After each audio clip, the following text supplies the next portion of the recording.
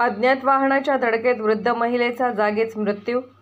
करवीर तालुक्यातील कोथळी येथे यशोदा वसंत पाटील वय 66 राहणार कोथळी या घरातून गावातील मंदिरात भजनासाठी जात होत्या। याचवेळी कोल्हापूरहून राधानगरीकडे जात असलेल्या भरधाव एका 4 चाकी वाहनाने यशोदा पाटील यांना पाठीमागून जोराची धडक दिली। धडक एवढी जबरदस्त होती की यशोदा यांना गाडीच्या बॉनेटवर फरफटत नेत काही अंतरावर फेकून दिले आणि ते अज्ञात वाहन भरधाव वेगाने राधानगरीच्या दिशेने गेले।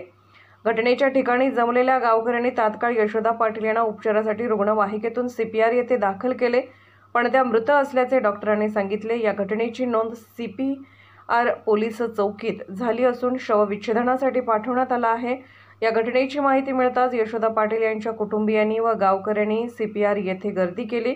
सदर घटनेची माहिती पोलीस सेवा संघटनेचे संस्थापक अध्यक्ष चंद्रकांत डोंगळे यांनी पोलीस ऑफ इंडिया न्यूज मीडियाला दिली।